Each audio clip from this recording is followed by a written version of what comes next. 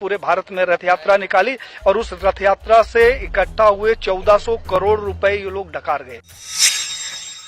47 से लेकर हिंदू महासभा राम जन्मभूमि का मुकदमा लड़ रहा था। यही लाल कृष्ण आडवाणी सहित भारतीय जनता पार्टी और आरएसएस के प्रमुख नेताओं ने हमारे नेताओं से संपर्क किया और उन्होंने कहा कि भाई साहब, आप लोग इस तरीके से मुकदमे लड़ते रहेंगे, अगर आप कहें तो इसका हम राजनीतिकरण कर दें और अपनी सरकार बन जाएगी तो राम जन्मभूमि का मुकदमा ठीक ठाक हो जाएगा।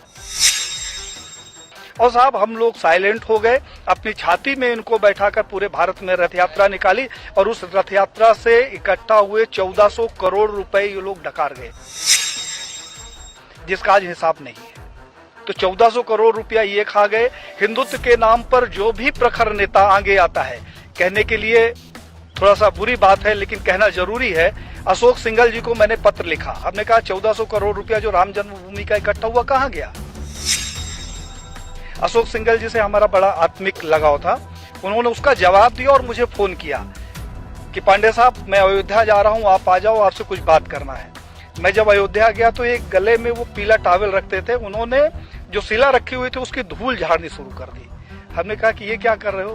बोला, पांडे जी, मेरा अंतिम सपना है कि किसी तरीके से मेरे जिंदा रहते ये मंदिर का निर्माण हो जाए। साहब, उन्होंने हमारी उनकी काफी गंभीर चर्चा हुई। उन्होंने कहा, पांडे जी, अभी नहीं तो कभी नहीं। तो हमने कहा, क्या करोगे, आप लड़ तो सकते नहीं। बोले कि अब मोदी है और लड़ूंगा भी और विरोध भी करूंगा। और साहब, अशोक सिंघल जी एक स्वस्थ व्यक्ति जिसके साथ हमने 2 दिन बिताया, वो दिल्ली जाता है और अचानक उसकी मौत हो जाती है।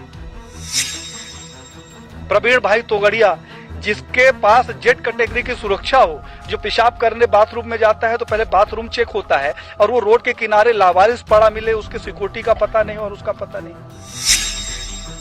कमलेश तिवारी, जिसकी सिक्योरिटी के लिए 24 गार्ड नियुक्त थे, हमारे पास उसके पत्र हैं साहब, और उस आदमी की हत्या हो जाती है और हत्या का कारण सिर्फ ये होता है कि उसकी सुरक्षा में कमी कर दी जाती है। तो बीजेपी के समय में मैंने ये देखा कि जितने हिंदूवादी प्रखर नेता हुए हैं, उनकी एक एक करके हत्या कर दी गई।